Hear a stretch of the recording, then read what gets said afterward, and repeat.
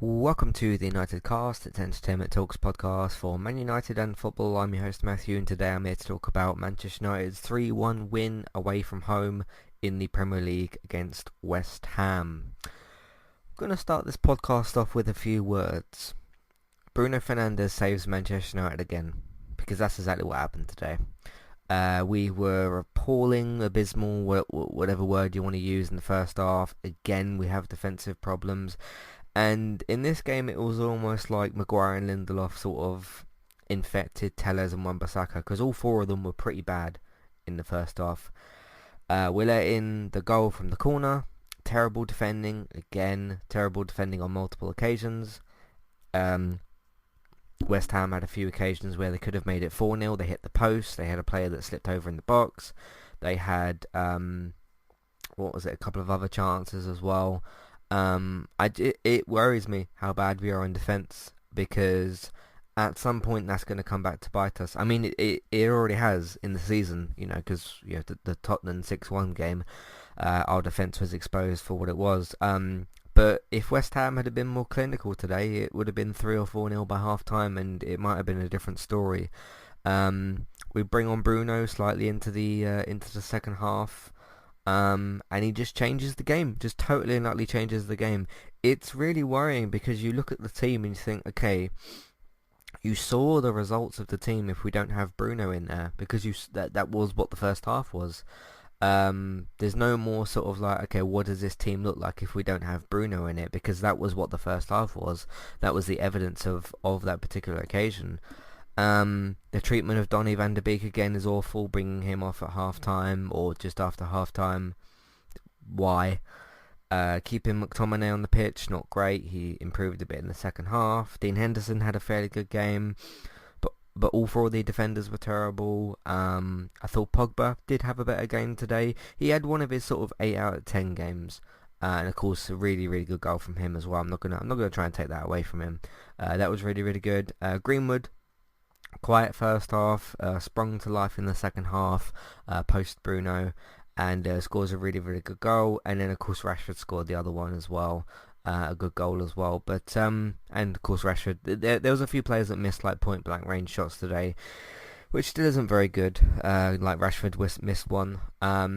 But it's one of them games where, like, once you're 3-1 up and you start missing shots, it's sort of like, okay, West Ham had died off by that point. I'm not dismissing the importance of point blank range shots, but it sort of got to that point where we started missing a few chances, like Greenwood right at the end and that kind of thing. I still want Ollie to be sacked, because there's just so many reasons to list as to why he should be sacked. Playing Maguire and Lindelof again, not only is it down to a performance thing, but it's got to be down to fatigue by this point. I mean, what was the last game that Maguire and Lindelof didn't play in together? I think the last game that Maguire didn't play was the PSG one, where we beat them 2-1.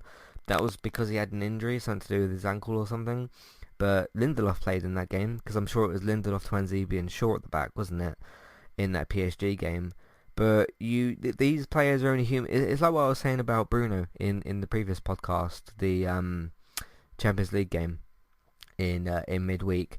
You can only use a player for a certain amount of games in a row before they just will get exhausted, and it's probably what we felt we needed to do with Bruno today.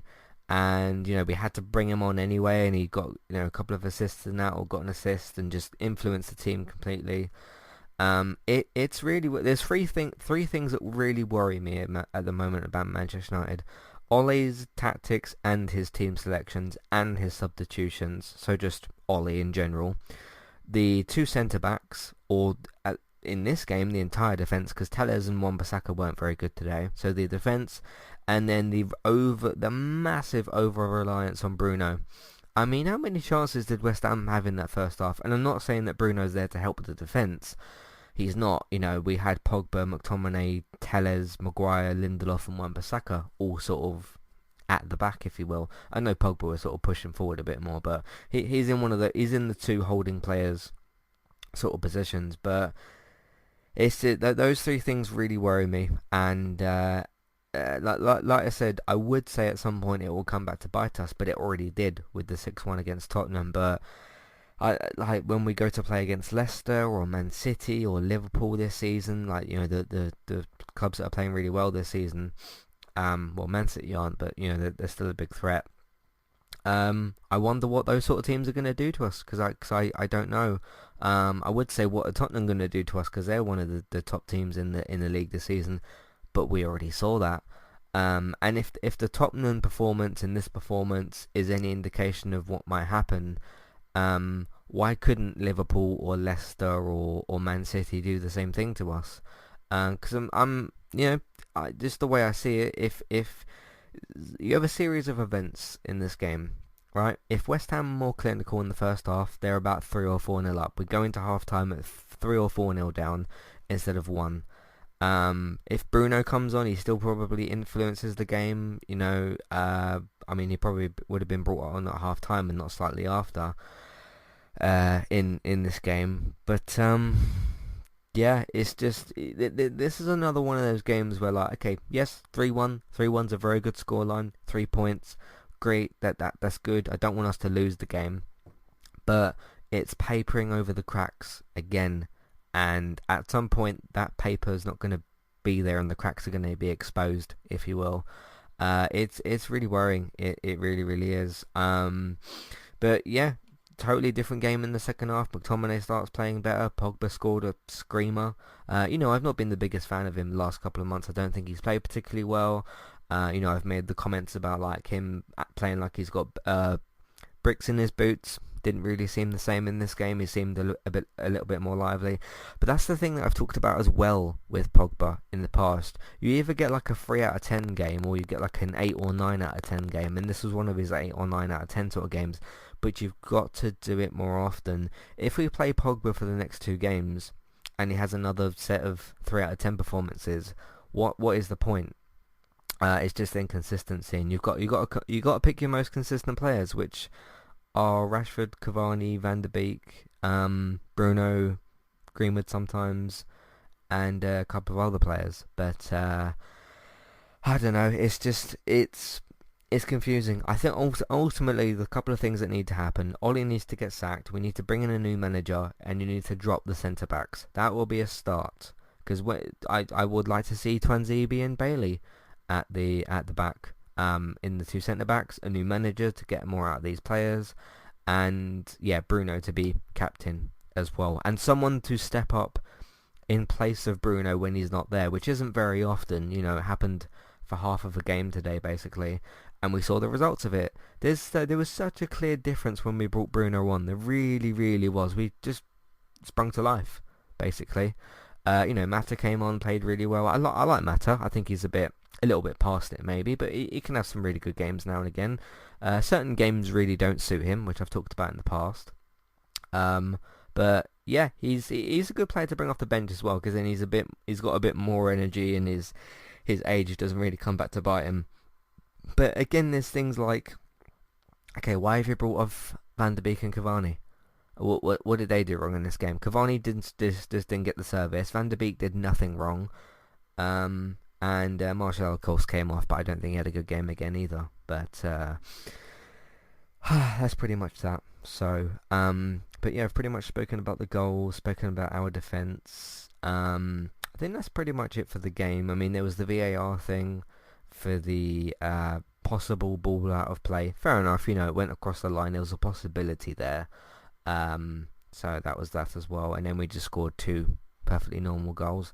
But it's a series of moments. I do wonder. Let's say you still bring on Mata and Rashford, yeah, but you leave Van de Beek on. You take off somebody else for somebody else, or you take off Van de Beek for somebody else that isn't Bruno. Let's just say that Bruno doesn't come on, but Mata, Rashford, and somebody else, so somebody that isn't Bruno, come onto the pitch. What happens in this game? Because I think that we lose this game if that happens. Because it was such a light and day difference when we brought him on, and it's worrying. It's really bad. Not just worrying, but it's really bad to be that reliant on one player. And it's just individual brilliance again, just coming to the front. What do we do if like Bruno pulls a hamstring, or or has an injury where he's out for like a month or something. I'm not talking about like a really long, like 6 or 9 month injury. I'm talking about like what if Bruno's out for a couple of weeks or a month or something, a relatively short period of time. But I don't know. I don't know what we do. So I heard today that Fred has apparently got COVID. I don't know if that's entirely true, but that's why he wasn't in the team today. But yeah, that was what that was. But yeah, I'm going to get into some more things in the player ratings in a minute, so I'll see you for that in just a second. Hi there, and thanks very much for listening. Today I'm here to tell you about our 2 different affiliate links, the first of which is our Amazon affiliate link. That's where you can shop on Amazon. We can get a small cut of what you spend, but it won't cost you anything extra. So whether you're getting a gift for somebody else or treating yourself, or maybe both depending on the occasion, we can get a small cut of what you spend, but it won't cost you extra. You can find the link to our Amazon affiliate link in your show notes. The second affiliate link for today is our Kualu affiliate link. If you want to get started with a website and a domain name of your choice, you can simply sign up with Kualu using the link in the show notes. They also have a live chat support system that's in the bottom right hand corner as well. So if you need help with getting set up, Kualu will be able to help you with that as well. The links for both of these can be found in your show notes for Kualu and the Amazon affiliate link. If you would like to get the ad-free versions of Entertainment Talks podcast and support us along the way, you can simply sign up over on our Patreon page. You can sign up either as a creator or as a patron. There's no difference there for the time being. And you can get your ad-free podcasts over there. It's a great way to support us on Entertainment Talk and to get rid of the ads and get your ad-free podcasts. You can also support Entertainment Talk on Patreon at the $3 level tier. This gets you a chance to request a review from us of your favourite TV show or film, but it's 1 per month, so 1 TV show or film review per month. It's up to you which one you want to choose. We will watch a few episodes of the TV show that you choose, or of course if it's a film, we'll just watch that film and we will review that for you on that month. And then when it gets to the next month, you can request a new TV show or a film review of your choice. That's $3 level tier. That does also of course include your ad-free podcasts for the month as well. Thank you very much for listening and enjoy the rest of the show. Alright, recently on Entertainment Talk, what have we got for you here? Let's just scroll down the websites. Discovering Star Trek for Star Trek Discovery, we're up to Season 3, Episode 8, so that's the latest from that. United Cast, talking about the PSG 3-1 defeat. Walking Dead World Beyond had its double season finale, Season 1, Episodes 9 and 10. Quite a long podcast, the longest that we've ever done actually, but it was for 2 episodes, so you can check that out if you've been watching that show. And Walking Dead World Beyond, as well as all the other Walking Dead shows, have now finished for 2020, and they'll all be back at some point in 2021. Gaming Talk this week had to do a solo episode unfortunately, but I talked about the James Bond game in development from IO Interactive, the developers of the Hitman game, so that makes a lot of sense, a developer that's a good fit for that. Crash Bandicoot 4 had a little sort of weird teaser video sort of thing, so I talked about that, and also talked about Last of Us Part 2 cleaning up at the Golden Joystick Awards with 6 awards, which is very, very good, very, very well deserved. Did my spoiler-free review for Watch Dogs Legion, the latest in the Watch Dogs series from Ubisoft. United Cast for 3-2 Southampton. Let's Play Sundays for Crash Bandicoot 4. TV Talk, High School Musical, the series, Emily in Paris, procedurals, and The Undoing. Talked about all those things with Grace, so that was really, really good to do. And of course there's the Fear the Walking Dead mid-season finale, which is Season 6, Episode 7. And as I said, Walking Dead will be back at some point in 2021. So look out for all of that on entertainmenttalk.org. Right, Dean Henderson, I'm going to give him an 8. I thought he made some good saves with the opportunities that he had. I'm not going to blame him for the goal because yet again it was a defensive mistake. So that's that from Henderson. I thought he had a quite good game. I think he's got a relatively bright future at Man United. I think he probably just needs a run of games. You know, he played the other day, I can't remember who it was against, but De Gea came off injured, didn't he? Was it the Southampton game? It might have been the Southampton game. I don't think it was a Champions League game. But played there here today as well. Obviously there's a lot of competition with him and David De Gea, so that was interesting. I'm going to give the defence a combined 3 out of 10. Now, I mean, I should probably rate them individually. If I was going to do them in like as a unit, because I thought all of them were quite bad today. Wan-Bissaka positioning, Lindelof and Maguire, their usual problems. Telles getting caught out on the ball a few times. I like Telles. I think he's great, but he didn't have a great game today. I give Wan-Bissaka a 5. I give Lindelof and Maguire a 4, and I give Telles a 4.5. Actually, I think Wan-Bissaka had a worse game than Telles. So I'm going to give Telles a 5, and then I'll give Wan-Bissaka a 4.5. Yeah, and then give Lindelof and Maguire a 4. So, again, just really, really bad. Which I guess doesn't work out to an average of 3, so ignore what I said a minute ago. I thought they were all really bad again. And every time a player runs towards our goal, I just wonder what the hell is going to happen, because I have no idea. So, and neither does this defence. McTominay had a game of two halves today. Played a lot better in the second half once Bruno came on. Didn't do particularly well in the first half. I'll give him like an average 5. He had a very mixed game today, didn't he? I think if I was giving him a first half rating, it would be something like a 4, and if I was giving him a second half rating, it would be something like a 6. So that kind of averages out to a 5, so I'm going to give him a 5. Pogba had one of his 8. I'll give him an 8. I thought it was a really, really good strike from him. Assist from Bruno, surprise, surprise. Played better, just moved better with the ball. I didn't see this sort of... There's a particular way that he walks certain times and moves with the ball, which is where I've brought up the bricks in his boots kind of movement that he does. He wasn't doing that today, which is good to see, because there's a good player in there. There really, really is a good player in there, but I just want to see it more often. That would be, really good. It's kind of what we paid 120 million for. So, plus he's, World Cup winner and all that. So yeah, it will be good to see that world class player a bit more that we know that we've got there. But I thought he certainly had a better game today, definitely. Not as everyone was sort of worse in the first half than what they were in the second half. Like everyone on the pitch. So not as good in the first half, but certainly a lot better in the second half. Greenwood, exact same thing, not as good in the first half, just quiet. Scored a really good goal in the second half. Really good first touch and good sort of finished control from him. Probably should have scored right at the end, but we were 3-1 up. I just wanted to sort of point it out because it is a mistake that he made, but we had kind of won the game at that point.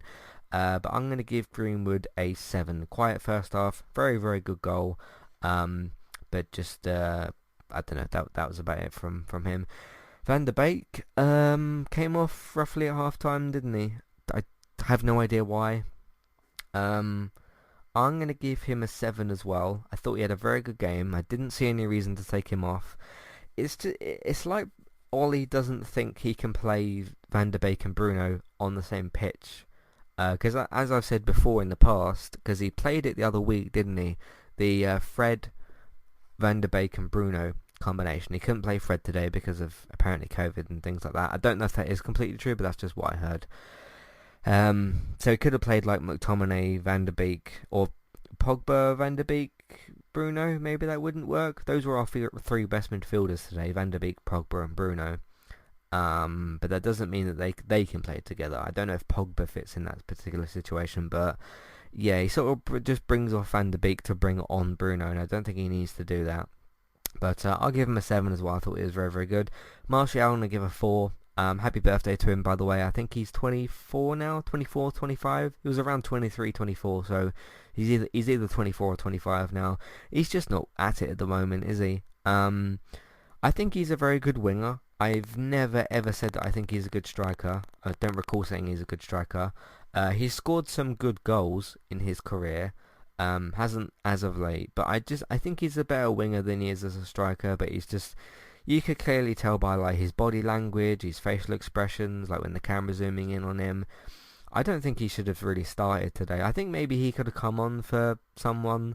I don't know, but yeah, just not with it at the moment. I don't know if there's like something going on, but he's just completely out of form. So I'm going to give him a 4. I don't think he was very good at all today. Cavani, what do you give a world-class striker who had nothing given to him? What do I give Cavani? He had no Did he have the ball in the box once? Because I can't think of a single occasion where he did. Um, I guess got to give him an average 6. He got brought off as well at half time. I don't know why. He is clearly our best striker. Um, but yeah, Cavani's one of them players where if you don't give him, I mean, usually with strikers, if you don't give them the service, then they won't usually score. But especially with a Cavani type of player, like a predator in the box kind of thing. But I'll give him an average 6 because I don't know what else to do. Let's move on to the subs. Mata, I thought Mata had a really good game actually when he came on. I'll give him an 8 as well. Rashford, I'll give him the same score. Scored a good goal. Did miss a good chance though. Probably should have scored that, but looked really really energetic today. Looked like he, don't know, is a bit more switched on than usual. Rashford tends to have those games sometimes where he's not really switched on and he can't really do a whole lot, and that wasn't one of them games today. Just could have been a little bit more clinical, so I do need to penalise him a little bit for that. But yeah, was a lot more on it. Just could have been a little bit more clinical in certain areas. Bruno Fernandes, 10, man of the match, came on and just totally changed the game, just completely changed the game, and yeah, it's just scary. It's scary. It's worrying. I don't know what this team does. I mean, I'll say that we just saw it for the first half. I don't know long term. Like if he gets an injury for like a month or something, what are we gonna do without him? I mean, in a way, a combination of Van der Beek and Pogba is supposed to be where they step up. If Fernandes isn't in the team for whatever reason, Pogba and Van der Beek are supposed to step up into that role, and it just didn't really happen today. The team just looked really lost, and then as soon as he came on, the team just sort of completely switched on. So yeah, I've got to give him a 10 because he just changed the entire game. Got an assist, almost got a couple of other assists as well. Just got involved instantly, started moving the ball around. He's just, yeah, we don't have anybody else like that in this team, and it's worrying. But yeah, I'll give him a 10, man of the match for me. Sure, he did a couple of stray passes here and there, but who doesn't? I don't know. So we shall see. But yeah, that's pretty much my thoughts on the match. We've got the Champions League game on, I believe it's Tuesday, not on Wednesday. I think it's on Tuesday, I'm pretty sure. Got to win it. Really, really got to win it. We could be heading for the Europa League if we don't, or maybe if we draw we could as well. Depends on the other results as well, of course. But yeah, let me know what your thoughts were on this Manchester United match, the Bruno influence and everything else that I've said. What do you think of the 3 problems that I labelled? The 2 centre-backs, the manager, and not a problem. Bruno Fernandes certainly isn't the problem. He's the opposite of that. But the problem of not what we do when he's not in the team. Let me know what you think of those 3 things as well. And where we go from here. Matthew at entertainmenttalk.org, Twitter eTalkUK. There's a contact page and information in your show notes. So get involved and let me know what you think. We move on to Tuesday night Champions League game. We'll see how that goes. In the meantime, thanks everybody very much for listening. You can find everything that we do on entertainmenttalk.org. If you want to support the podcast Entertainment Talk, if you like what you've heard, you want to support it more and all that would be brilliant. We are on Patreon. You can have a look at the $1 and $3 level tiers for ad-free podcast and review options. Word of mouth, you can simply tell people that you know about the content that we've got. Social media, you can do the same thing, but Facebook, Twitter, different Facebook groups, or whatever other social media that you've got. If you want your up-to-date, reliable TV and film news, David's got you covered over on Geektown, geektown.co.uk, and Geektown Radio on iTunes for Tuesdays. And of course, speaking of Geektown, if you do want to vote on this year's Geektown Awards, the awards voting is open. If you go to geektown.co.uk/awards, or just go to the website, there should be a link on there. You can go and vote for your favourite shows, games and films. There isn't anything sport related, but your favourite game, shows and films for this year, and your most anticipated for next year in the same categories. Go and vote. You just go on the page on the geektown.co.uk/awards page, click the little boxes for each of the categories that you want to vote in. Put your name and email address, I think, in the box at the end. Press submit, and you will actually be entered into a prize draw as well. And the runner-up can also win something as well. So go and vote on your favourite shows, games, and films for 2020. So go and make sure that you do that. Over on the Twitch side of things, Bex is streaming daily over on Twitch. I think she's doing her Scream Saturday streams at the moment, where she plays horror games and that sort of thing, but she does stream daily over on Twitch. If you want to check her out over there, Trista Bytes, Trista Bytes, go and follow her over there and check out what she's got. I stream on Twitch as well. If you want to see what I would do with the Manchester United team, you can find me on Twitch, eTalkUK. I do stream other stuff on there as well. I've been streaming a bit of Last of Us 2 recently as well, and other games, so check me out over there, eTalkUK on Twitch. And of course, look out for Let's Play Sundays. Thanks very much for listening, and I'll see you on Tuesday. Goodbye.